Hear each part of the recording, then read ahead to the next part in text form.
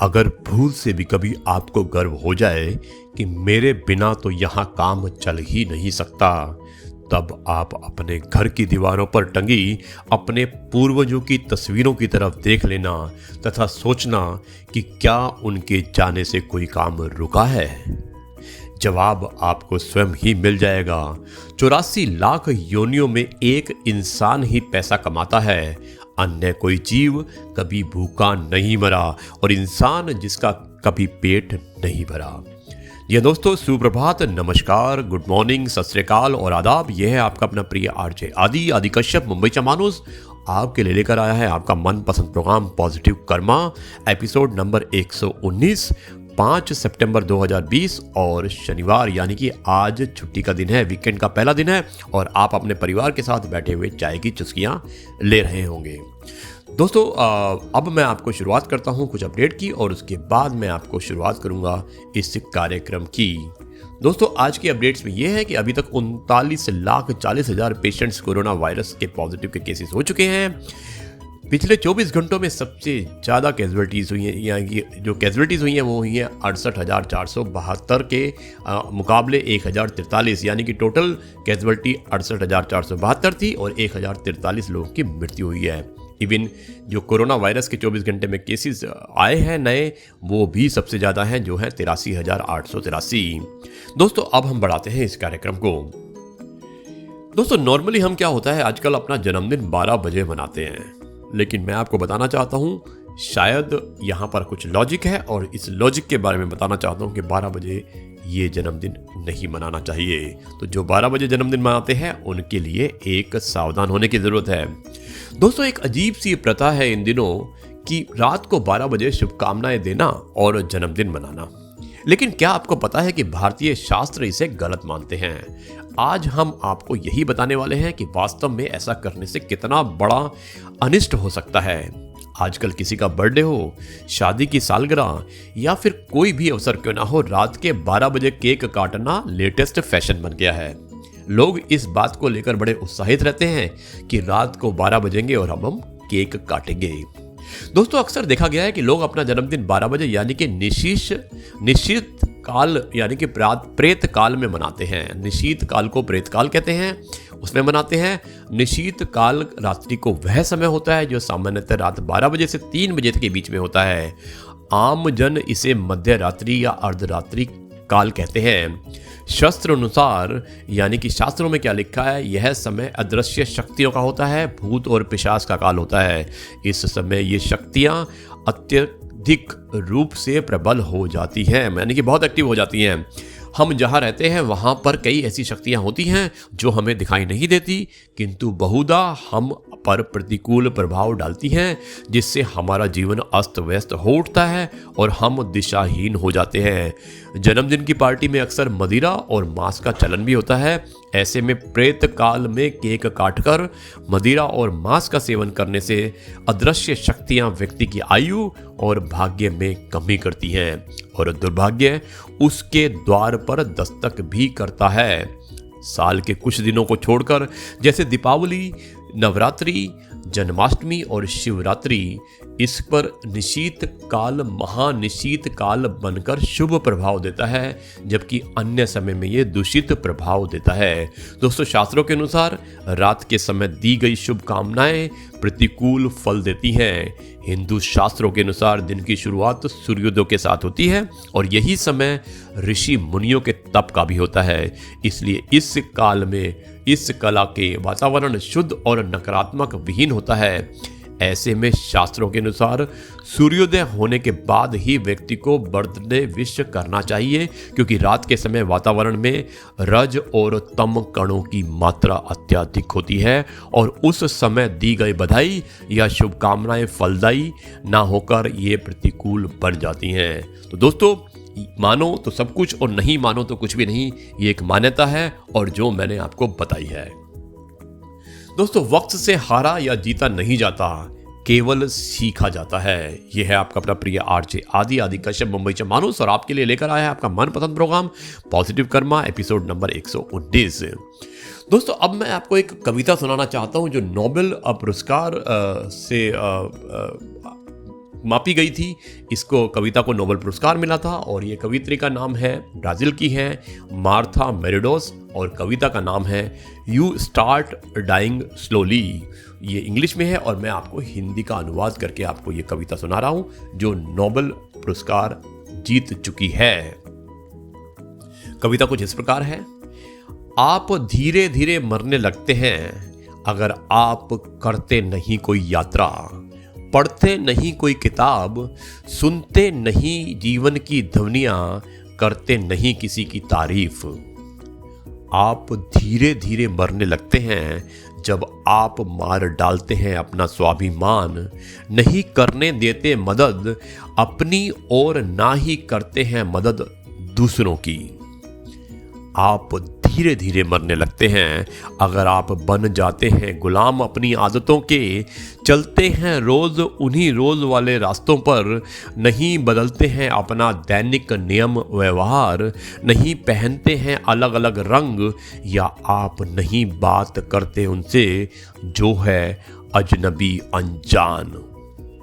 आप धीरे धीरे मरने लगते हैं अगर आप नहीं महसूस करना चाहते आवेगों को और उनसे जुड़ी अशांत भावनाओं को, वे जिनसे नम होती हों आपकी आंखें और करती हों तेज आपकी धड़कनों को। और दोस्तों, अंत में आप धीरे धीरे मरने लगते हैं अगर आप नहीं बदल सकते हो अपनी जिंदगी को, जब हो आप असंतुष्ट अपने काम और परिणाम से, अगर आप अनिश्चित के लिए नहीं छोड़ सकते हो निश्चित को, अगर आप नहीं करते हो पीछा किसी स्वप्न का, अगर आप नहीं देते हो इजाज़त खुद को अपने जीवन में कम से कम एक बार किसी समझदार सलाह से दूर भाग जाने की, तब आप धीरे धीरे मरने लगते हैं। दोस्तों, इसी कविता को नोबेल पुरस्कार प्राप्त हुआ था और मुझे उम्मीद है कि ये कविता आपको पसंद आई होगी।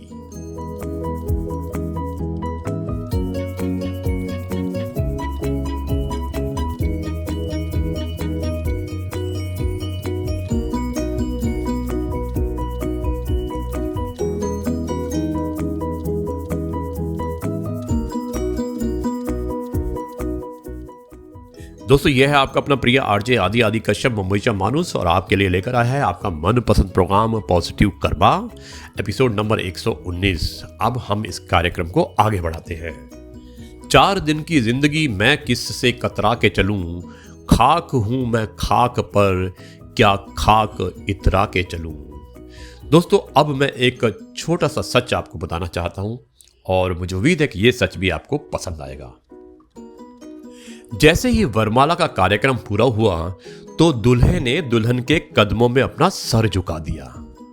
ये देखकर सभी हंसने लगे तो दूल्हे ने जवाब दिया, मेरी वंश को यही आगे बढ़ाएगी, मेरे घर की लक्ष्मी कहलाएगी, मेरी माँ बाप की इज्जत करेगी और उनकी सेवा करेगी, मुझे पिता जैसी खुशी प्राप्त करवाएगी, प्रसव के समय मेरे बच्चे के लिए मौत को छूकर आएगी, इसी से मेरे घर की नींव है, इसके व्यवहार से ही समाज में मेरी पहचान बनेगी, अपने माँ बाप को छोड़कर ये मेरे लिए मेरे पीछे आई है, अपनों से नाता तोड़कर उसने मुझसे नाता जोड़ा है, तो क्या हम थोड़ा सा सम्मान भी नहीं दे सकते। यदि इन महिलाओं के कदमों में सर झुकाना हास्य है तो मुझे जमाने की परवाह नहीं। दोस्तों, बहुत ही शुभ और बहुत ही अच्छा बोला है और मैं उनको धन्यवाद करना चाहता हूँ शैलेंद्र कुमार गुप्ता, जिन्होंने ये हमें भेजा है। और मैं कहना चाहता हूँ कि इसके बहुत मायने हैं और आप इसको एक बार फिर से सुनिएगा और समझने की कोशिश कीजिएगा। यह है आपका अपना प्रिय आरजे आदि कश्यप मुंबईचा मानुस आपके लिए लेकर आया है आपका मनपसंद program positive karma, episode number 113। और अब मैं आपको लेकर चलता हूँ इस प्रोग्राम के आखिरी पड़ाव में, जहां पर हम सुनाते हैं एक कहानी।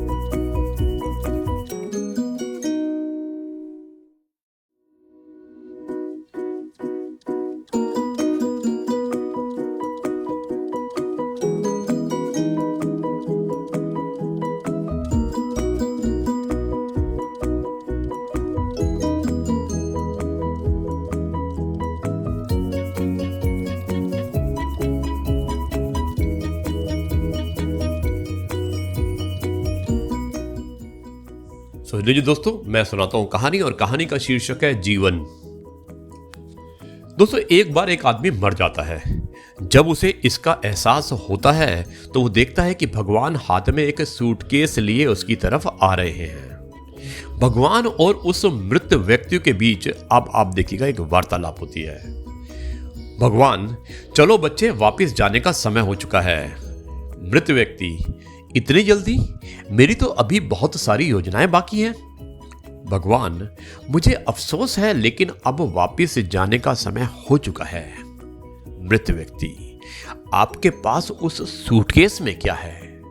भगवान, तुम्हारा सामान। मृत व्यक्ति, मेरा सामान? आपका मतलब मेरी वस्तुएं, मेरे कपड़े और मेरा धन? भगवान, वो चीजें कभी भी तुम्हारी नहीं थी, बल्कि इस पृथ्वी लोक की थी। मृत व्यक्ति, तो क्या इसमें मेरी यादें हैं? भगवान, नहीं, उनका संबंध तो समय से था। मृत व्यक्ति, क्या इसमें मेरी योग्यताएं हैं? भगवान, नहीं, उनका संबंध तो परिस्थितियों से था। मृत व्यक्ति, तब क्या मेरे दोस्त और मेरा परिवार? भगवान, नहीं प्यारे बच्चे, उनका संबंध तो उस रास्ते से था जिस पर तुमने अपनी यात्रा की थी। मृत व्यक्ति, तो क्या ये मेरे बच्चे और मेरी पत्नी हैं? भगवान, नहीं, उनका संबंध तो तुम्हारे मन से था। मृत व्यक्ति, तब तो ये मेरा शरीर होना चाहिए।